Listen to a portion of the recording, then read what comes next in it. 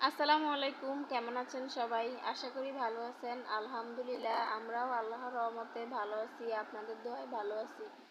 তো আজকে আমাদের বাসায় মেহমান আসবেন। মেহমানদের জন্য কি কি রান্না করলাম সেটাই আপনাদের সাথে শেয়ার করব।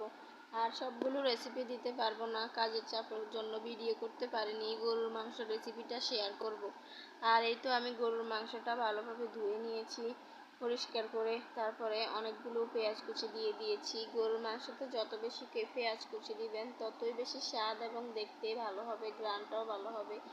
আর রসুন বাটা, জিরে গুঁড়ো, আদা বাটা, দারচিনি, লং, এলাচ সবগুলো দিয়ে দিলাম। আর এই তো আমি লবণ, হলুদ, মরিচ সেগুলো দিয়ে দিব। আর আজকে আমার বাসায়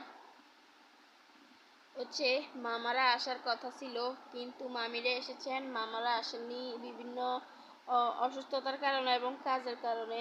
তো মেহমান আসলে বাসায় অনেক খুশি লাগে এবং যাদের যাদের বাসায় বাচ্চা আছে তাদের তো আরও আনন্দ। আমার বাচ্চা তো অনেক খুশি ছিল মেহমান দেখে, মানুষ দেখে। সাধারণত ছোট বাচ্চারা অনেক মানুষ দেখলে অনেক খুশি হয়। পরবর্তীতে যদি সেই লোকগুলো চলে যায় তখন একটু মন খারাপ হয়।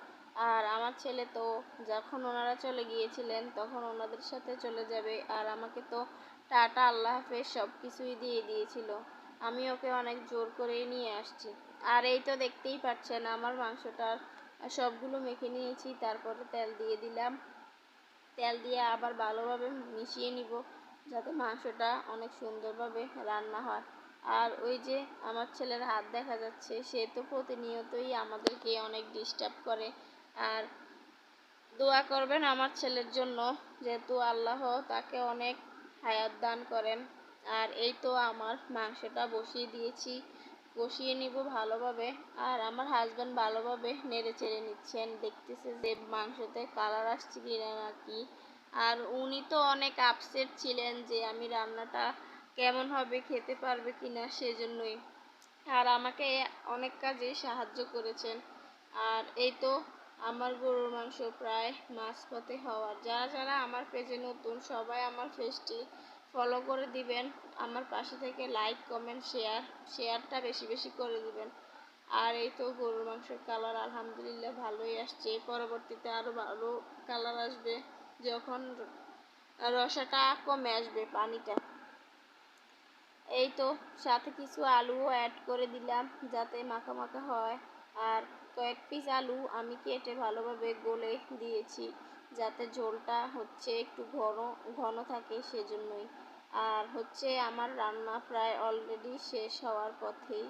আর আমি আজকে ভাত, পোলাও, মাছ ভাজি, মুরগি ভাজি, তারপর গরুর মাংস, ভর্তা, সালাদ সব কিছুই ছিল। আর পরে লাস্টে আমি ভাত খাওয়ার পরে কিছু ফল কেটে দিয়েছি, আর সাথে কোকও ছিল। তো আজকের মতো এখানেই শেষ। ভালো থাকবেন সবাই, আল্লাহ হাফেজ।